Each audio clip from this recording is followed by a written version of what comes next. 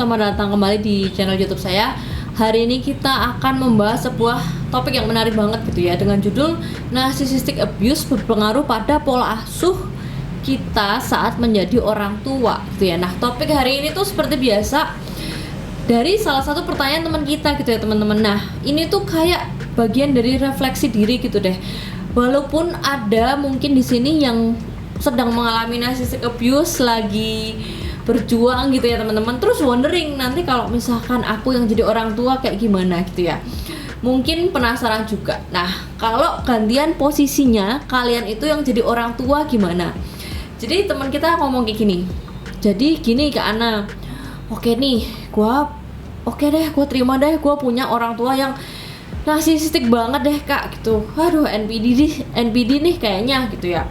Terus ada juga loh karena mantan gue itu yang narsisistik banget juga.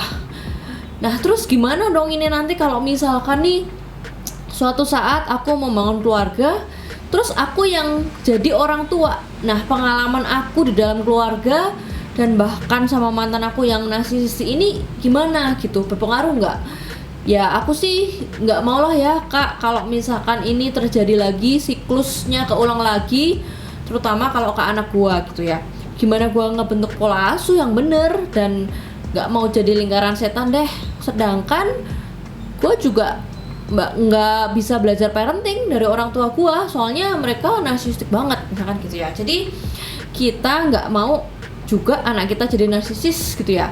Semoga faktor genetika itu ya salah satu faktor gitu ya, tapi bisa di cover oleh faktor-faktor lain gitu kan, yang lebih besar pengaruhnya, yaitu faktor penolong lainnya, terutama pola asuh. Nah, itu akan berpengaruh dan akan kita bahas dalam video ini. Pengaruhnya gimana gitu ya. Nomor 1, dalam tanda kutip dia ngomong gini, nih Kak, waktu gue jadi anak, orang tua gue narsis banget. Lalu gimana kalau gue yang jadi orang tua? Apakah gue bisa jadi orang tua yang lebih baik gitu? Gimana gue ngasih sesuatu ke anak gue yang gue aja nggak pernah punya? Nah, itu kan pertanyaannya. Jadi nomor 1 faktor utama atau PR-nya yaitu mengatur amplitudo rasa takut kalian gitu ya. Takutnya itu banyak. Takut nggak layak jadi orang tua, takut keulang lagi siklusnya, takut, bahkan ada yang bilang takut kalau anak gua ntar jadi anak gua, takut anak gua ngerasa mending nggak pernah dilahirin aja karena mungkin dari represan dari perasaan pribadinya dia. Takut punya anak Kak, as simple as that. Atau takut anak gua pacaran sama narsisis gitu ya. Jadi overcoming rasa takut yang besar kayak gini, yang complicated kayak gitu tuh nggak gampang. Nah, itu tuh PR-nya. Jadi nomor 1, dan wajar banget dialami kalau orang yang udah ngalami narcissistic abuse, terutama di dalam keluarga. Itu nomor 1 PR-nya, yaitu mengatur amplitudo rasa takut. Nomor 2, pengaruhnya apa gitu ya. Nomor 2, narcissistic parent itu kan seringkali gini ya, rasa cintanya itu penuh dengan syarat, penuh dengan tidak tulus gitu ya. Maksudnya penuh dengan situasional gitu ya, gampangannya. Nah, kalian kan familiar banget nih, waktu dulu gue jadi anak aja gini ke anak A, B, C, D. Nah, mungkin kalian familiar banget. Nah, sekarang kalau pertanyaannya kalian yang ingin melepas siklus ini, berarti kan kita harus menghilangkan itu. Ya, jalan satu-satunya kita harus belajar mencintai tanpa syarat. Walaupun dulu kalian ngerasa orang tua kalian kayaknya baik sama kalian, kalau pas kalian melakukan apa yang mereka mau, ya biarkan aja sampai di situ. Tapi untuk memutus rantai itu artinya kita harus belajar mencintai tanpa syarat. Nomor 2.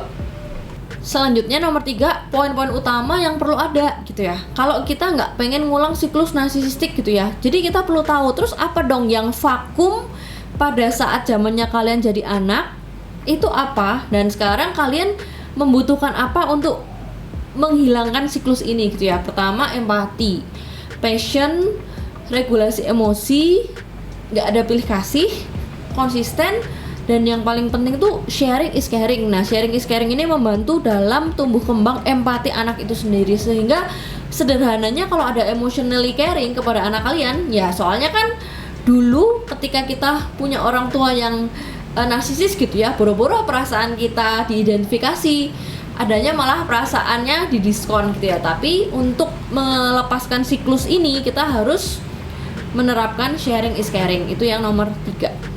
Selanjutnya pengaruh apa nih yang nomor 4? Itu berhubungan dengan kesempurnaan atau perfection gitu ya. Nah ini tuh akan relate dengan apa? Dulu yang kalian merasa nggak pernah cukup, kayaknya gue ngelakuin apapun tuh nggak pernah cukup, standarnya tuh nggak realistis gitu ya. Nah mereka harus mencapai standar yang tinggi banget. Mereka anak dari orang tua NPD ini harus unggul, harus menang, harus sukses, ekspektasinya tinggi banget. Nah banyak orang tua yang waktu kecil ngalamin narcissistic abuse, perasaannya kan nggak pernah cukup nih. Mungkin posisinya kalian nih sekarang, kalau nanti kalian yang jadi orang tua gimana kan. Nah kalau gantian kalian yang jadi orang tua, artinya udah tahu nih dulu rasanya digituin dengan ekspektasi yang tinggi banget gitu ya. Masa mau gituin anak kalian nggak? Tapi bukan berarti terus kita ngebebasin atau sampai nggak punya mimpi, nggak punya tujuan gitu ya. Jadi intinya ketika prosesnya itu ada hasilnya, setidaknya diakui, dan juga kalau misalkan memberikan harapan, tujuan minimal masih realistis gitu ya. Jadi anak ini juga nggak merasa never good enough gitu ya, yang mungkin kalian dulu waktu kecil familiar dengan perasaan itu yang nomor 4. Nomor 5 itu berhubungan dengan pengaruh polarisasi gitu ya. Pengaruh polarisasi itu gini, kalau misalkan kita sekarang yang jadi orang tua nih, wah kan berarti aku harus mendidik anak dengan benar, walaupun dulunya aku mengalami pengalaman itu. Tapi jangan jadi polarisasi, artinya jangan jadi terlalu overprotected, jangan terlalu ketakutan.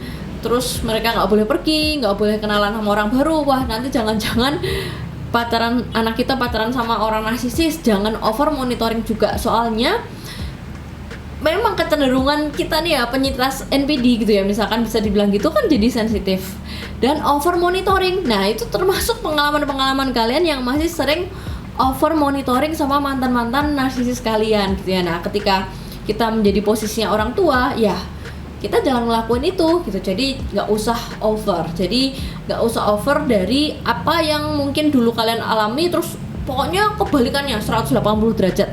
Nggak usah over gitu ya. Itu nomor 5.